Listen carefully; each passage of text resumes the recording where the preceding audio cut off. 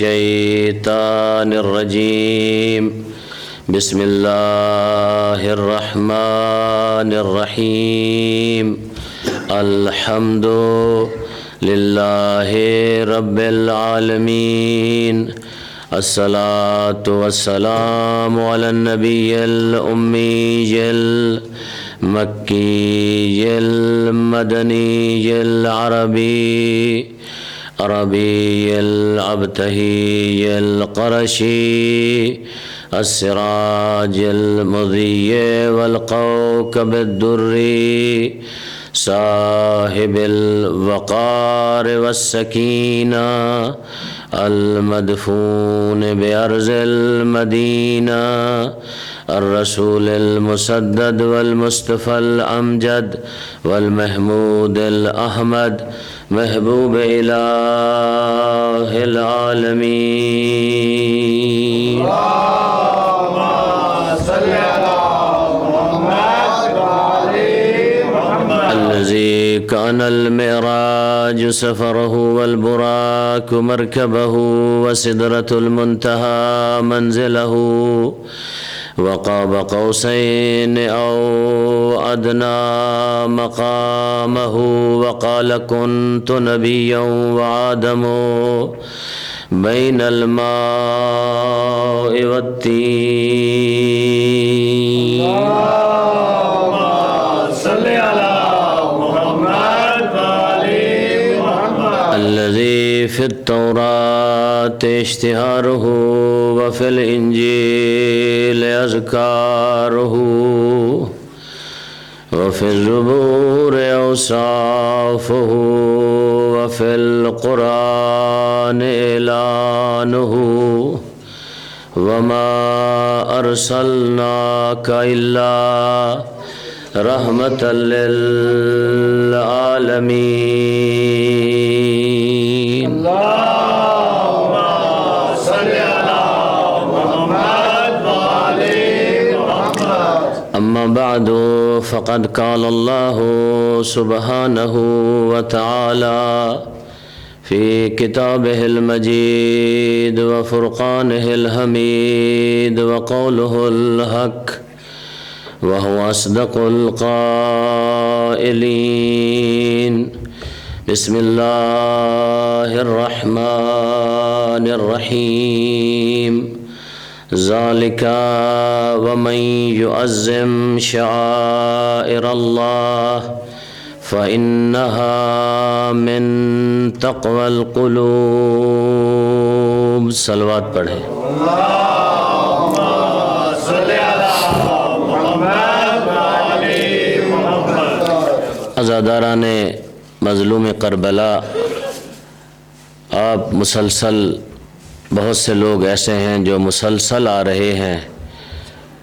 میں نے عمدن اپنے موضوع کو چھوڑ دیا ہے کیونکہ انشاءاللہ اگر میرے حصے میں ہوا تو جو مجالس ہر ویکنڈ میں ہوں گی تو ان میں کوشش کروں گا کہ اسی موضوع کو لے کے آگے چلوں.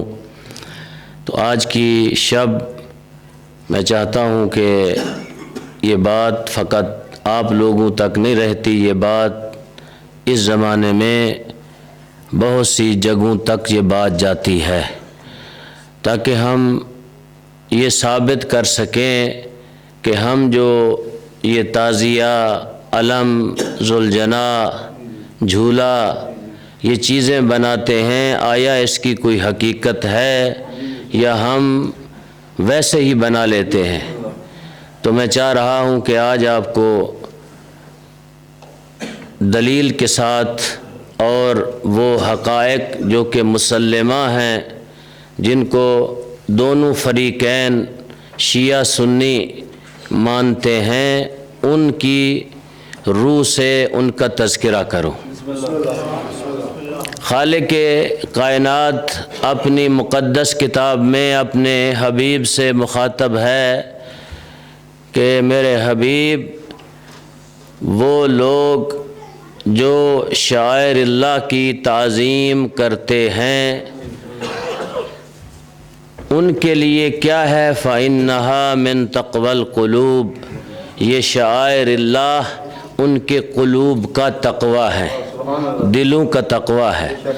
ایک ظاہری تقوی ہے انسان کے اندر، ظاہری طور پر انسان نمازی ہے، روزہ رکھتا ہے، حج پہ جاتا ہے، یہ ظاہری تقوی ہے۔ ایک وہ تقوی ہے جو آپ کے اور میرے قلب میں موجود ہے۔ خالق نے وہ چیزیں جو شعائر اللہ ہیں، انشاءاللہ بتاتا ہوں شعائر اللہ ہیں کیا۔ وہ چیزیں جو شعائر اللہ ہیں ان کو اللہ نے کہا جو ان کی تعظیم کرتا ہے، وَمَن يُعَظِّمْ شَعَائِرَ اللَّهِ، جو بھی شعائر اللہ کی تعظیم کرتا ہے فَإِنَّهَا مِن تَقْوَى الْقُلُوبِ، بس یہ ان کے دلوں کا تقوی ہے۔ اللہ کے شعائر ہیں کیا؟ اللہ کی نشانیاں، شعائر یعنی نشانیاں اللہ کی۔ اللہ کی نشانیاں کیا ہیں؟ اللہ فرماتا ہے ان الصفا والمروہ من شعائر اللہ، صفا اور مروہ شعائر اللہ میں سے ہیں۔ پھر فرمایا والبدنہ یعنی قربانی کا بقرہ شعائر اللہ میں سے ہے، جو اس کے گلے کی گھنٹی ہے وہ شعائر اللہ میں سے ہے، جو رسی ہے وہ شعائر اللہ میں سے ہے۔ پھر فرمایا کہ جو مینا کے اندر لوگ جا کے راتیں گزارتے ہیں یہ شعائر اللہ میں سے ہے، جو عرفات میں رہتے ہیں یہ شعائر اللہ میں سے ہیں، جو صفا مروہ میں دوڑتے ہیں یہ شعائر اللہ میں سے ہیں، جو طواف کرتے ہیں یہ شعائر اللہ میں سے ہیں، جو کعبۃ اللہ کو دیکھتے ہیں یہ شعائر اللہ میں سے ہیں۔ نعرہ تکبیر، اللہ اکبر، نعرہ رسالت، یا رسول اللہ، نعرہ حیدری، یا علی محمد وآل محمد صلوات۔ اللہم صلی علی محمد وآل محمد۔ فرمایا یہ ساری چیزیں شعائر اللہ میں سے ہیں، یہ اللہ کی نشانیاں ہیں، ان کی تعظیم کرنا ہے قربانی، اس کی تعظیم ہم کرتے ہیں، کیوں؟ شاعر اللہ میں سے ہے۔ وہی جانور جس کو ہم سارا سال پالتے ہیں، پوستے ہیں، جب عید کا وقت قریب آتا ہے تو پھر ہم اس کو سجاتے ہیں، گلیوں میں لے کے جاتے ہیں، لوگوں کو دکھاتے ہیں، کیوں؟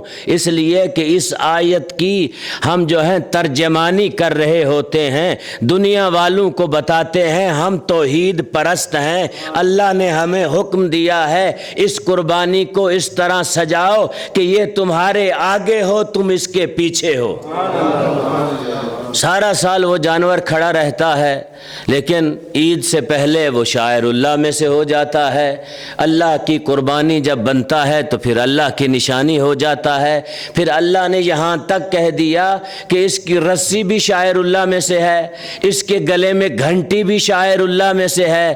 اللہ نے یہ بھی کہہ دیا کہ یہ قربانی جب تک ذبح نہیں ہوتی تب تک شاعر اللہ میں سے ہے۔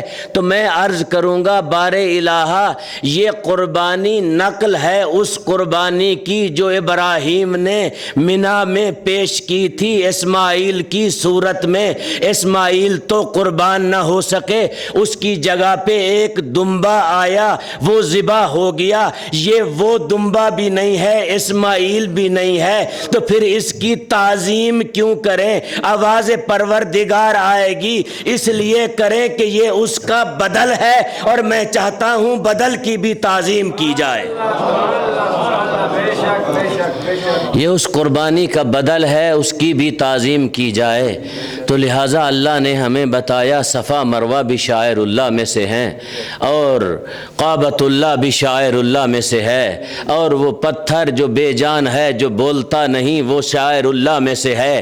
ہمارے اور آپ کے نزدیک بے جان ہے، وہ بولتا نہیں، اور پتھر کا رنگ بھی سیاہ ہے۔ سیاہ رنگ کا پتھر رکھا خالق کائنات نے۔ دنیا میں لوگوں کو سیاہ رنگ سے چڑ ہے، لیکن اللہ نے کعبۃ اللہ میں اس پتھر کو نصب کیا جس کا رنگ بھی سیاہ ہے، تو کہا کہ اس پتھر کو استعلام کرو، یعنی سلام کرو، جب بھی گزرو اس کی طرف سے تو سلام کرو۔ میں خالق کائنات کی بارگاہ میں ہاتھ جوڑ کے کہوں گا پروردگار یہ تو پتھر ہے، بولتا نہیں، اس کو ہم سلام کریں تو ہمیں کس طرح پتہ چلے گا کہ یہ پتھر ہمیں جواب دے رہا ہے؟ آواز پروردگار آئے گی، تمہارے نزدیک یہ پتھر ہے، بولتا نہیں، لیکن کچھ ایسی ہستیاں ہیں جب اسے سلام کرتی ہیں تو یہ پتھر انہیں جواب دیتا ہے۔ سبحان اللہ سبحان اللہ، خوشنودی محمد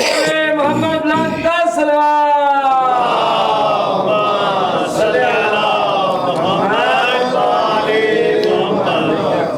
کچھ ایسی ہستیاں ہیں جب اسے سلام کرتی ہیں تو یہ پتھر انہیں جواب دیتا ہے۔ تو آواز پروردگار آئی کہ تم اپنے اندر وہ لیاقت پیدا کرو، وہ صلاحیت پیدا کرو کہ پتھر تمہیں سلام کا جواب دے۔ تو ہم نے اس کائنات میں کئی ایک شخصیات دیکھی، ان شخصیات میں سے ایک ایسی شخصیت کو دیکھا جو بانی کربلا بھی ہے، جو بانی شام بھی ہے، جو بانی کوفہ بھی ہے، جو راستے کا بھی سالار ہے، جس نے جناب زینب سلام اللہ علیہا کو اونٹ پہ سوار کیا۔ جب ہم نے اس شخصیت کو دیکھا، وہ خرامہ خرامہ کعبۃ اللہ میں چلتے ہوئے آئے تو اس پتھر کی طرف جب بڑھے تو اس پتھر نے جواب دیا، آج وہ آ رہا ہے جس کے قدموں کی آہٹ کو ہم پہچانتے بھی ہیں اور جانتے بھی ہیں۔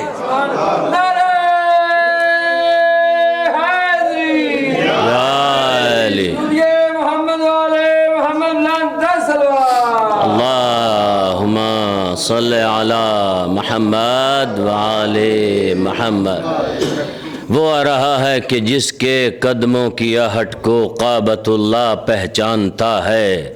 یہ وہ آ رہا ہے جب آتا ہے تو جتنا مجمع ہو، حاکمان وقت اپنے فوجی اور سپاہی لاتے ہیں طواف کرنے کے لیے، لیکن یہ وہ ہے جب آتا ہے تو لوگ ان کی ہیبت سے راستہ چھوڑ دیتے ہیں۔ حجر اسود ان کی طرف جھکتا ہوا آتا ہے۔ میں پوچھتا ہوں، اے حجر اسود، تو ان کی طرف جھکتا ہوا کیوں آتا ہے؟ کہا مجھے شرف ملا ہے تو انہی کے نانا کی وجہ سے ملا ہے، مجھے عزت ملی ہے تو انہی کے بابا کی وجہ سے ملی ہے، مجھے مقام ملا ہے تو اس گھر کی وجہ سے ملا ہے، کیوں نہ میں اس گھر کو پہچانوں؟ یہی تو وہ گھر ہے جو ہمیشہ میری حفاظت میں رہا ہے، جب بھی مجھے نصب کرنے کا وقت آیا ہے یہی گھر تھا جو مجھے نصب کرتا جا رہا تھا۔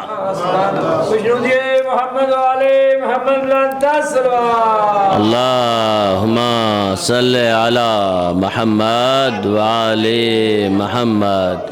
مسلمانوں کی ایک بہت بڑی کتاب مشکات شریف میں مسلمانوں نے درج کیا ہے کہ پیمبر گرامی قدر جب ایک غزوہ سے واپس آئے، جناب ام المؤمنین حضرت عائشہ کے گھر ورود ہوا پیمبر کا۔ جب گھر آئے اس حجرے میں تشریف لے گئے جو حجرہ مخصوص تھا حضرت عائشہ کے لیے۔ ہوا چلی، پردہ ہٹا، پردے کے پیچھے دیکھا ایک گھوڑا رکھا ہوا ہے، اس کے دو پر بھی ہیں۔ دیکھ کر کہا عائشہ یہ گھوڑا کہہ کا گھوڑا ہے، یہ کیوں رکھا ہوا ہے؟ اس کے دو پر بھی ہیں۔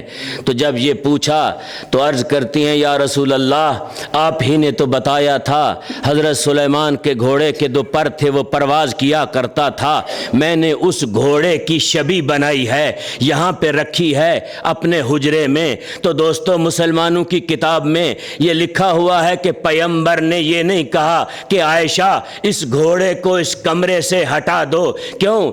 اس لیے کہ دو پر حضرت سلیمان کے گھوڑے کے تھے، تو یہ گھوڑا اس گھوڑے کی شبیہ تھا۔ جب گھوڑا پیغمبر کے گھوڑے کی شبیہ پیغمبر کے گھر میں رکھی جا سکتی ہے تو کربلا کے نواب کے گھوڑے کی شبیہ آج کیوں نہیں بنائی جا سکتی؟ تو آج مسلمان اس کو بدعت کیوں کہتا ہے؟ ذرا حضرت عائشہ سے پوچھے اگر وہ گھوڑا بدعت نہیں تو میرے حسین کا گھوڑا کیوں بدعت ہو سکتا ہے؟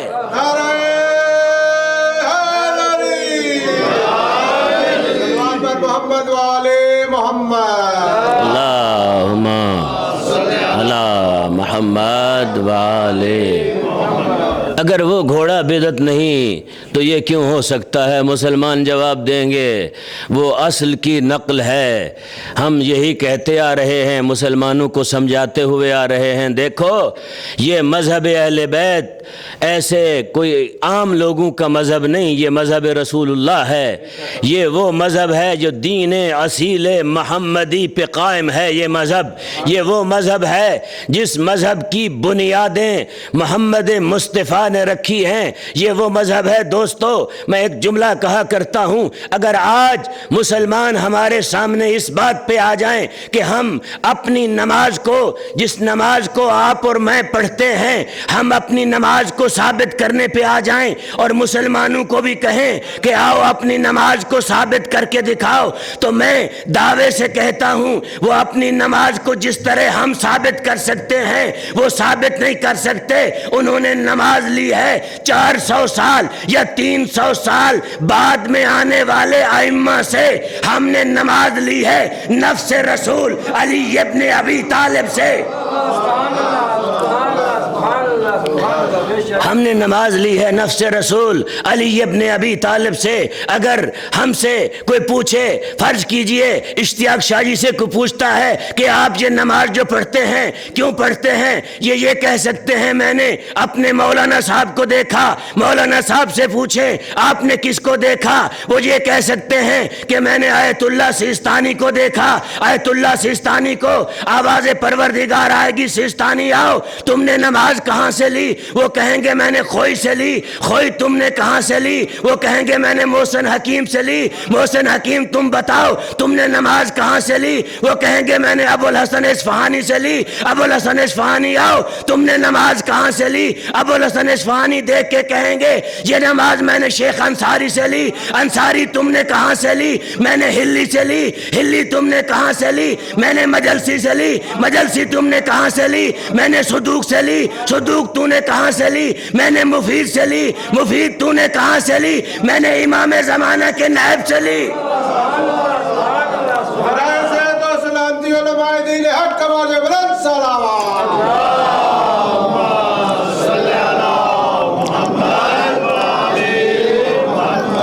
میں نے امام زمانہ کے نائب سے لی، بلکہ یوں بھی کہہ سکتا ہوں، مفید کہے گا میں نے امام زمانہ سے لی۔ امام زمانہ کو بلایا جائے گا، مہدی تم نماز پڑھتے ہو تم نے کہاں سے لی؟ آواز مہدی آئے گی، پروردگار میں نے عسکری سے لی۔ عسکری تم نے کہاں سے لی؟ عسکری دیکھ کے کہے گا میں نے علی نقی سے لی۔ علی نقی کہاں سے لی؟ محمد تقی سے لی۔ محمد تقی آپ نے کہاں سے لی؟ میں نے علی رضا سے لی۔ علی رضا آپ نے کہاں سے لی؟ میں نے موسیٰ کاظم سے لی۔ موسیٰ کاظم آپ نے کہاں سے لی؟ میں نے جعفر صادق سے لی۔ جعفر صادق آپ نے کہاں سے لی؟ وہ کہیں گے میں نے محمد باقر سے لی۔ محمد باقر آپ نے کہاں سے لی؟ میں نے زین العابدین سے لی، جس نے کربلا میں پڑھی، زندان میں پڑھی، گلیوں میں پڑھی، اونٹ کی کوہان پہ پڑھی، میں نے اس سے لی۔ زین العابدین آپ نے کہاں سے لی؟ میں نے کربلا کے بڑے نمازی حسین سے نماز لی۔ حسین تو نے کہاں سے لی؟ میں نے علی ابن ابی طالب سے نماز لی۔ علی تو نے نماز کہاں سے لی؟ کہا میں نے پیمبر سے لی۔ پیمبر تو نے کہاں سے لی؟ کہے گا بارئلہ میں نے تم سے لی۔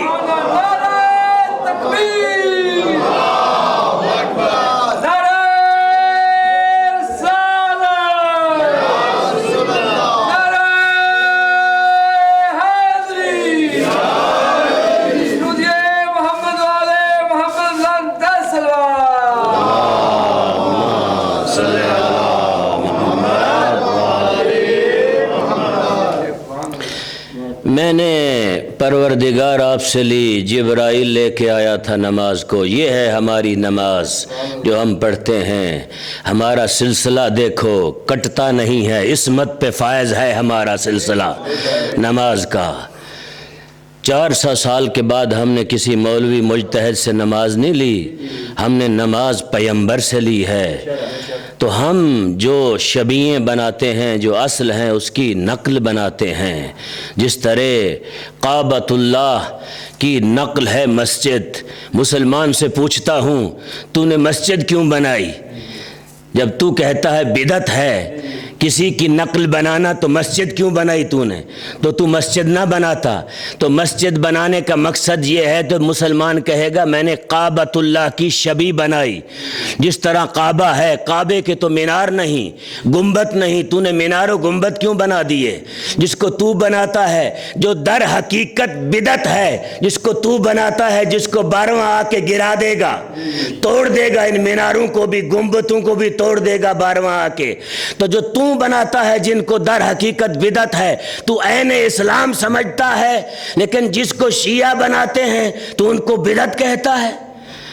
مسلمان سے پوچھتے ہیں کہ تم نے کیوں یہ گھوڑا جو جناب عائشہ کا جو کمرے میں رکھا ہوا تھا اس کو کیوں کتابوں میں درج کرتا ہے؟ آواز آئے گی کیونکہ حضرت سلیمان کا گھوڑا ہے. سلیمان ایک ایسا نبی ہے جس کو اللہ نے دنیا میں ساری چیزیں عطا کر دیں، تو اس کا گھوڑا بناتا ہے، اس کی شبیہ بناتا ہے. حسین کی شبیہ سے تجھے چڑ ہے؟ فاطمہ کے بیٹے کی شبیہ سے تجھے چڑ ہے؟ اور مسلمانوں سے پوچھتے ہیں ایک اور حدیث جو پیغمبر گرامی قدر صلی اللہ علیہ وآلہ وسلم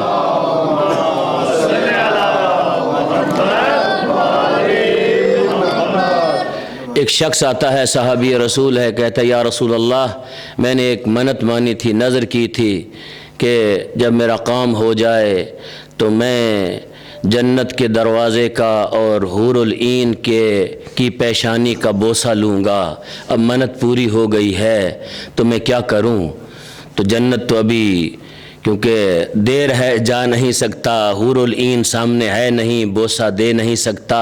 تو مسلمان بھی بڑی اوکھی اوکھی منتیں مانتے تھے. تو جب یہ کہا تو پیغمبر گرامی قدر نے کہا کوئی مشکل نہیں، تو جا کے ماں کے پاؤں کا بوسہ لے لے، جنت کی چوکھٹ کا بوسہ ہوگا، باپ کی پیشانی کا بوسہ لے لے، حور العین کا بوسہ ہوگا. مسلمان دیکھ کے کہتا ہے وہ صحابی رسول کہ یا رسول اللہ میری ماں بھی زندہ نہیں، باپ بھی زندہ نہیں. کہا ان کی قبر پہ چلے جاؤ. کہا ان کی قبر کا بھی مجھے پتہ نہیں.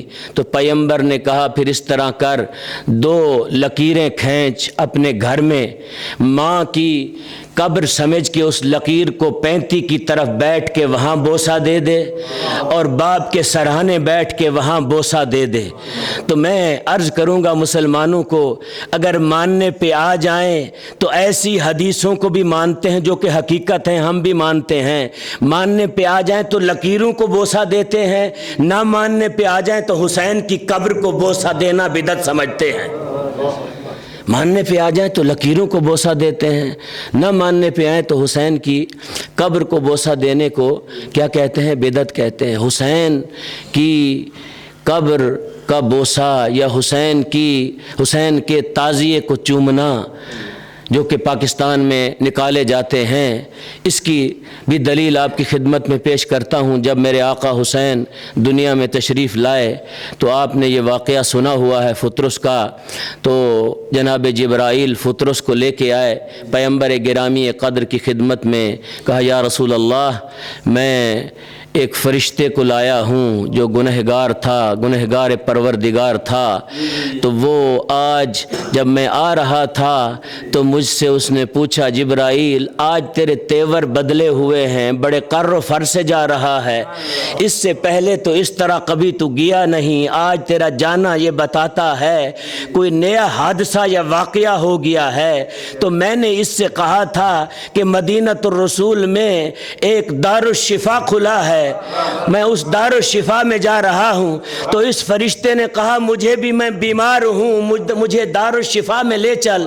تو میں اسے دارالشفا میں لایا. تو دوستو متفقہ یہ حدیث ہے، تمام کتابوں میں موجود ہے، مسلمان بھی اسے مانتے ہیں. تو پیغمبر نے یہ نہیں کہا کہ جبرائیل اسے کیوں لایا، اسے سزا تو اس نے دی تھی، یہ شفا بھی وہی دے گا جس نے سزا دی تھی. تو گویا پتہ چلا پیغمبر بھی جانتے تھے کہ حسین کا مقام اللہ کے نزدیک اتنا بڑا ہے، اتنا بلند ہے. جو شفا دینے والا ہے اس نے حسین کی ولادت میں اس کی شفا کو رکھا ہوا ہے. حسینیہ حسینیہ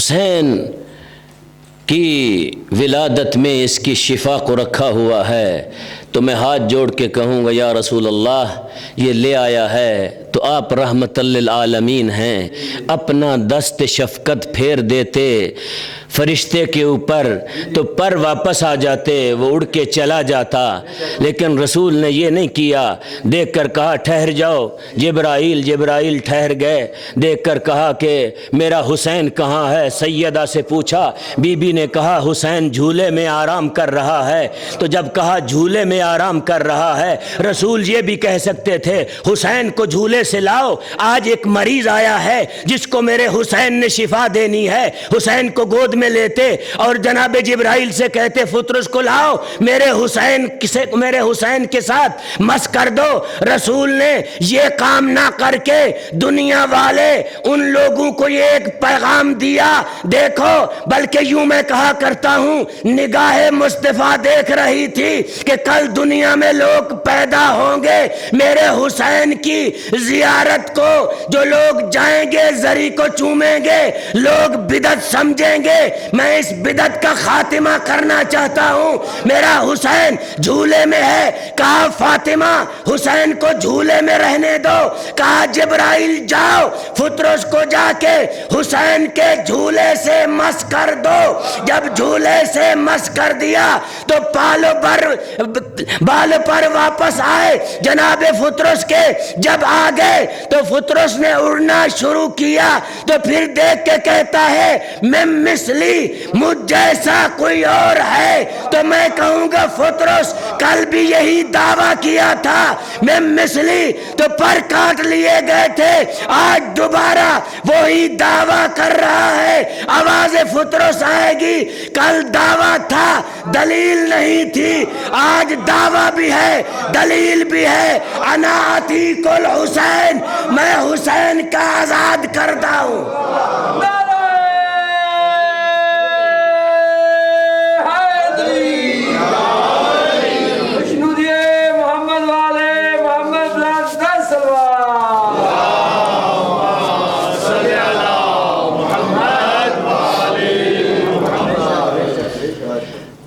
کل دلیل تھی، دعویٰ تھا دلیل نہیں تھی، آج دلیل بھی ہے اور دعویٰ بھی ہے۔ تو دوستو یہ شبیہ تابوت نکالنا یہ سنت مصطفیٰ ہے، یہ کوئی بدعت نہیں ہے۔ جو علم نکالتے ہیں ہم، علم جو نکالتے ہیں چومتے ہیں، علم نکالنا یہ علم اصل میں علم اسلام ہے جو پیغمبر اسلام نے علی ابن ابی طالب کو دیا تھا۔ کربلا تک یہ سفید تھا، کربلا کے بعد اس کا رنگ تبدیل ہو گیا اس علم کا۔ تو یہ وہی علم علم اسلام ہے، ہم نے کوئی اپنی طرف سے علم نہیں بنایا۔ اگر اس کی دلیل بھی جاننا چاہتے ہو تو سنو، اس کی دلیل یہ ہے، قرآن حکیم اگر پڑھے ہوئے ہو تو آپ جناب یوسف کا قصہ ضرور پڑھتے ہو، جناب یعقوب کا بھی پڑھتے ہو، تو کہتے ہیں نا کپڑے میں کیا شفا رکھی ہے۔ بعض جاہل نافہم یہ کہتے ہیں کہ شیعہ کپڑے کو چومتے ہیں، کپڑے میں کیا شفا رکھی ہے۔ میں ان سے کہتا ہوں کہ ہم عام کپڑے کو نہیں چومتے، یہ علم کا کپڑا جب تک دکان میں ہوتا ہے تو شیعہ اسے نہیں چومتے، لیکن جب لاتے ہیں اسے علم بناتے ہیں، پھر اس کو نصب کرتے ہیں تو پھر اس کو چومتے ہیں، پھر عام کپڑا نہیں رہتا، یہ منسوب ہو جاتا ہے حضرت عباس کے ساتھ، تو پھر اس کو ہم چومتے ہیں۔ تو ان کو میں کہتا ہوں دوستو، اگر آپ کہتے ہیں کپڑے سے آپ کو چڑ ہے تو یہ تو اس کا علم ہے، اس وفادار کا علم ہے کہ جس نے وفا کی وہ تاریخیں رقم کر دیں کربلا میں۔ اس سے بڑا وفادار حضرت عباس سے کربلا کی تاریخ میں بلکہ دنیا کی تاریخ میں حضرت عباس سے بڑا وفادار کوئی نہیں ملتا۔ جب شب عاشور میرے آقا حسین نے یہ کہا کہ عباس تم بھی چلے جاؤ، میں تم پہ راضی ہوں اور تمہاری جنت کی ضمانت بھی دیتا ہوں، تو جناب عباس نے دیکھ کر کہا کہ مولا اگر خام خواہ آپ مجھے بھیجتے ہیں تو میں پھر نجف جاؤں گا۔ دیکھ کر کہا نجف جا کے کیا کرو گے؟ کہا بابا کے پاس جاؤں گا، کہوں گا بابا آپ نے اللہ سے مجھے مانگا تھا حسین کی اطاعت کے لیے اور حسین کی حفاظت کے لیے، آج حسین اپنی حفاظت سے مجھے آزاد کر رہا ہے۔ میں یہ نہیں کہتا کہ بابا کو جا کے شکایت کروں گا، بلکہ بابا کی خدمت میں یہ عرض جا کے پیش کروں گا۔ تو حسین ابن علی نے عباس کو اپنے گلے سے لگایا، دیکھ کر کہا عباس تیری وفا پہ قربان ہو جاؤں، تجھ سے بڑا وفادار کائنات میں کوئی اور ہے نہیں۔ سبحان اللہ، حیدری خوشنودی محمد والے محمد بلند دستور۔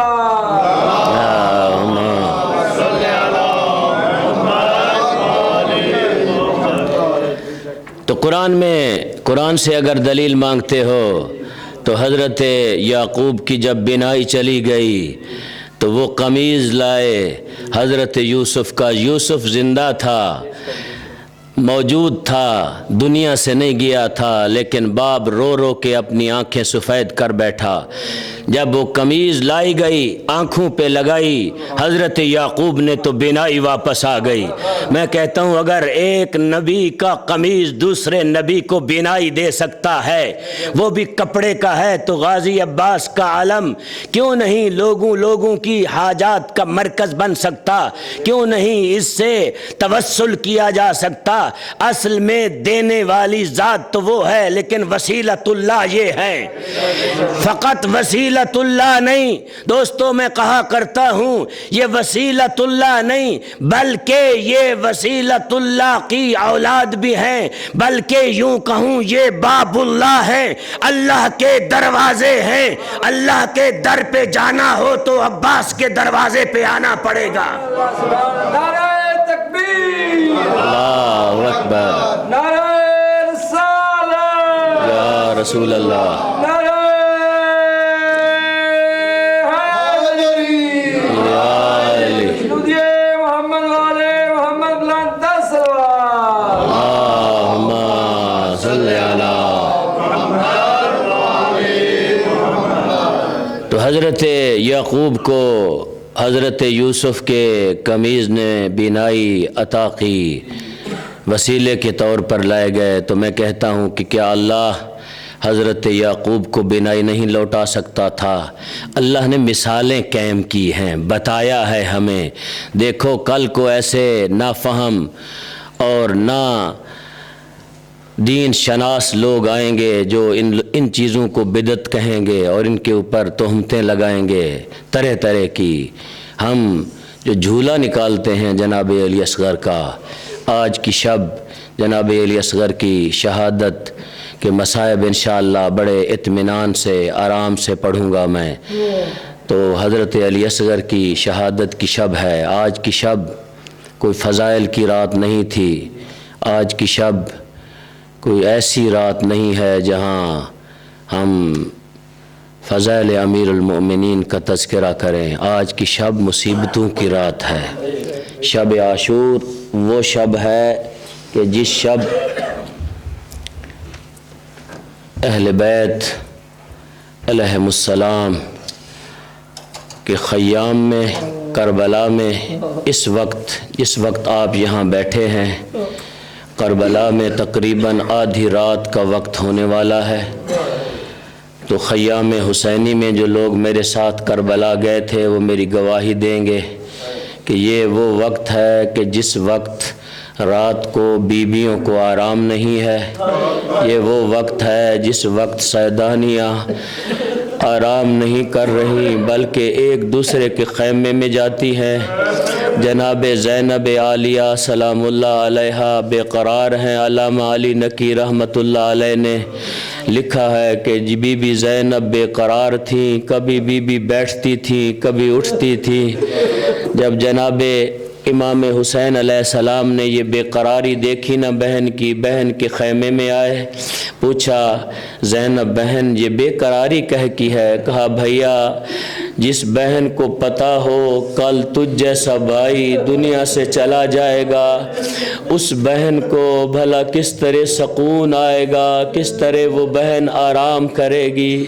عزادارو، گریہ کرنے والو، جی بھر کے گریہ کرنا، جی بھر کے رونا، یہی رات ہے اور کل کا دن ہے۔ حسین آج کی رات کا مہمان ہے، کل زہرا کا بیٹا اس لقادق صحرا میں کربلا کے مارا جائے گا، بطول کی کمائی کربلا کے جنگل میں لٹ جائے گی، زہرا کی کمائی کربلا میں، کربلا کی ریت میں حسین کا خون مل جائے گا۔ عزادارو، گریہ کرنے والوں، رونے والوں، حسین نے خیام کا جائزہ لیا۔ ایک خیمے میں آئے، ایک بی بی ہے جو اپنے بچے کو گود میں لے کے بیٹھی ہوئی ہے، دیکھ کے کہہ رہی ہے اصغر اصغر، باقی تو سب بڑے ہیں چل کے جائیں گے، اصغر تجھے بابا لے کے جائے گا، بابے کو زیادہ تکلیف نہ دینا، بابے کو زیادہ دیر نہ کروانا، تیرا باپ زیادہ دیر نہ کرتا رہ جائے۔ اصغر کو بی بی سمجھا رہی ہیں۔ جناب علی اصغر اپنی بے زبانی میں کہہ رہا ہوگا اماں اماں، باقی جو گئے تھے چل کے گئے تھے، ان کو میرا بابا لے کے آیا تھا، اماں جب مجھے لے کے آئے گا تو مجھے پہچان نہیں سکے گی، اماں جب مجھے لے کے آئے گا، جب مجھے تو دے گی میرے کپڑے سفید ہوں گے، جب لے کے آئے گا ان کا رنگ گلابی ہوگا۔ عزادارو، جب صبح عاشور ہوئی، جب صبح عاشور ہوئی تو جناب رباب اپنے لال کو کئی مرتبہ لے کے حسین کے پاس آئی۔ میرے آقا حسین دیکھ کے کہتے رباب تیرا بیٹا ابھی بہت چھوٹا ہے، یہ جنگ کے قابل نہیں، لڑنے کے قابل نہیں۔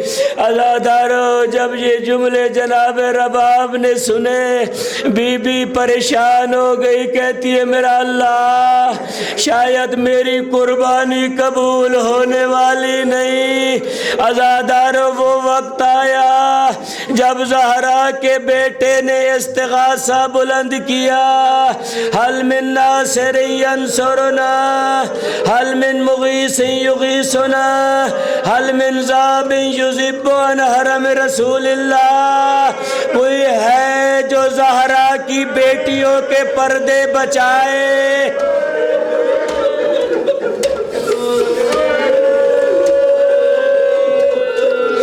اجرکم اللہ، اجرکم اللہ۔ حسین کا یہ چھوٹا سپاہی ہے، ایسے ہی حق بنتا ہے۔ رباب کی روح آ گئی ہوگی، میں اپنی ماں بہنوں کو کہوں گا جن کی گودیوں میں چھوٹے بچے ہیں اپنی گود سے ہٹا دیں، اگر دودھ پلا رہی ہیں تو دودھ نہ پلائیں، ہو سکتا ہے رباب کی آواز آئے بی بیاں میرا بچہ بغیر دودھ کے چلا گیا، تم اپنے بچوں کو دودھ پلا رہی ہو۔ عزادارو، جب استغاثہ بلند ہوا، حسین کا یہ سپاہی جھولے سے گرا، جب جھولے سے گرا حسین خیمے میں آئے، پوچھ کے پوچھتے ہیں زینب بہن یہ گریہ کس چیز کا ہے؟ بی بی دیکھ کے کہتی ہے حسین تیرے اصغر کو آرام نہیں آ رہا، جب سے استغاثہ بلند کیا ہے تیری مدد کو آنا چاہتا ہے۔ عزادار حسین نے کہا اصغر مجھے دو، بی بی رباب کہتی ہے حسین ٹھہر جاؤ میں اس سپاہی کو ذرا سجا تو لوں۔ بی بی رباب نے چھوٹی تلوار حمائل کروائی، اصغر کے ماتھے پہ سبز رنگ کی پٹی باندھی، کہا حسین حسین میرا ایک کہنا مانو ذرا میری طرف دیکھیے گا. بی بی کہتی ہے حسین جب تک تو میدان میں جاتا ہے اس طرح کر اصغر کا منہ خیمے کی طرف پشت میدان کی طرف میں اصغر کا چہرہ دیکھتی رہوں. عزادار حسین چلے میدان میں آئے. زہرا کے بیٹے نے سمجھا دشمنی مجھ سے ہے. حسین نے دیکھ کر کہا ظالمو یہ 6 مہینے کا بچہ اس کی ماں کا دودھ خشک ہو چکا اسے پانی دو. عزادارو جب حسین نے پانی کا ایک لائن نے کہا حسین پانی خود پینا چاہتا ہے بہانہ بچے کا بناتا ہے. اصغر پانی مانگے ہم پانی دیں گے. عزادارو اصغر نے اپنی ننھی سی زبان نکالی اپنے خشک لبوں پہ پھیری. اب جب پھیری اشقیا کی فوج میں زلزلہ آیا. عمر سعد نے جا کر حرملہ سے کہا حرملہ اقطع کلام الحسین حسین کی کلام کو قطع کرو میری فوج میں بغاوت ہو جائے گی.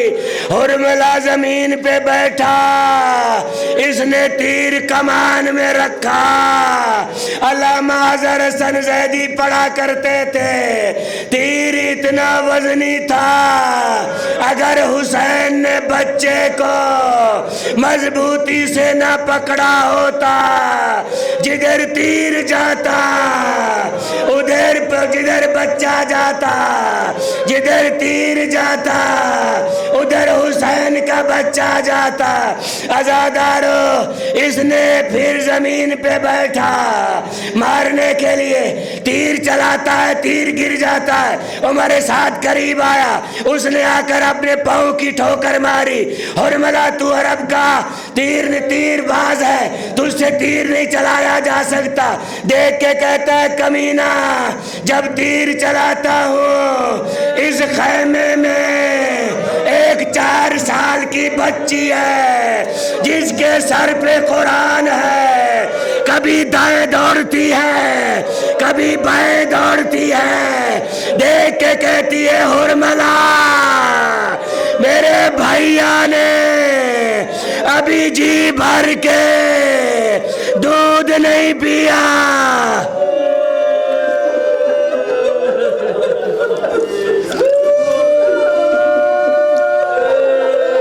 اجرکم اللہ اجرکم اللہ. 2 منزلیں اور ہیں پھر آپ کی زحمت تمام کرتا ہوں. عزادارو عمر سعد نے کہا فوج میں بغاوت ہو جائے گی. اقطع کلام الحسین اس کمینے نے وہ تیر چلایا جو اونٹوں پہ چلایا جاتا ہے. حسین کے بچے کی گردن پہ تیر لگا. زہرا کے بیٹے کا کلائی زخمی ہوئی. جب گردن چھدی حسین سے بچہ دیکھا نہیں جا سکتا. اب حسین نے آسمان کی طرف دیکھا. دیکھو میری طرف اصغر نے کیا کیا اپنے ننھے ہاتھ بابا کی گردن میں ڈالے. کہا بابا او خیبر شکن کا بیٹا میری طرف دیکھ رباب کی قربانی کی طرف دیکھ. دیکھ کس طرح میں نے چپ کر کے تیر کھایا. اجرکم اللہ اجرکم اللہ. سوائے غم حسین کے اللہ آپ کو غم نہ دے سوائے غم زہرا کے اللہ آپ کو غم نہ دے. حسین کے اس بچے کو پرسا دو. رباب کی روح آ چکی ہے میرا دل کرتا ہے اور میری مائیں بہنیں جن کے ہاں اولاد نہیں وہ جھولیاں پھیلا لیں اولاد مانگے اللہ سے. اللہ رباب کے اس لال کے صدقے اولاد دے گا. عزادارو جب حسین نے اصغر کو دیکھا کہ بچہ ہاتھوں پہ اس طرح تڑپ رہا ہے جس طرح مچھلی کو پانی سے نکالا جاتا ہے۔ مچھلی کی موت کی 3 حالتیں لکھی ہیں۔ جب پانی سے نکالا جاتا ہے تو کبھی اوپر جاتی ہے کبھی نیچے جاتی ہے۔ جب اصغر کو تیر لگا کبھی اصغر اوپر جاتا تھا کبھی نیچے آتا تھا۔ دوسری حالت یہ لکھی ہے جب یہ طاقت ختم ہو جاتی ہے کبھی مچھلی دائیں کروٹ لیتی ہے کبھی بائیں کروٹ لیتی ہے۔ اصغر نے یہ حالت بھی دیکھی۔ جب تیسری حالت حسین نے دیکھی مچھلی کی جب یہ طاقت ختم ہو جاتی ہے کبھی منہ کھولتی ہے کبھی بند کرتی ہے۔ اصغر کبھی ننھا سا منہ کھولتا ہے کبھی بند کرتا ہے۔ عزادار حسین اب بیٹے کو لے کے خیمے چلا، کلام حال کرو گے۔ 7 مرتبہ حسین گیا، 7 مرتبہ واپس آیا۔ زہرا کے بیٹے میں یہ جرت نہیں تھی کہ رباب کو کہے رباب تیرا بیٹا پانی پی آیا ہے۔ بی بی سکینہ دوڑتی ہوئی آئی، کہا بابا بھیا مجھے دو۔ اصغر کو اٹھایا، کہا بابا بتاؤ پانی کا رنگ لال ہوتا ہے۔ عزادار اب حسین نے بچے کو لیا، آخری منزل اور تمام بچے کو لیا۔ زہرا کا بیٹا یہ سوچ رہا تھا کہ زہرا کے بیٹے نے سوچا ہو سکتا ہے لاشوں کی پامالی ہو، میرا بچہ بچ جائے۔ اب بطول کے بیٹے نے بچے کو لیا، خیمے کی پشت پہ گیا۔ سنت محمدیہ یہ ہے، دین مصطفیٰ میں یہ ہے کہ باپ بیٹے کی قبر نہ بنائے، بیٹے کا جنازہ نہ اٹھائے، بیٹے کو قبر میں نہ سلائے۔ حسین نے تینوں کام خود کیے۔ پشت خیمہ پہ جا کے اپنی تلوار سے جب بچے کی قبر بنائی، تلوار کی آواز آئی، زہرا کا بیٹا میں تیرے دشمنوں کو قتل کرنے کے لیے آئی تھی، تیرے بچوں کی قبریں بنانے کے لیے نہیں آئی تھی۔ جب قبر بنا لی، اصغر کو لٹایا، کربلا کی گرم ریت اصغر کے اوپر پھینکتا آیا۔ جب چہرے کے قریب آیا حسین نے پشت کر لی، کہا اصغر ریت گرم ہے، تیرا چہرہ نرم ہے۔ اب رباب سے نہ رہا گیا، رباب دوڑتی ہوئی باہر آئی، حسین کی کلائی پکڑی، کہا زہرا کے بیٹے میں اصغر کو دفن کرتی ہوں، لے آؤ اصغر کا جھولا۔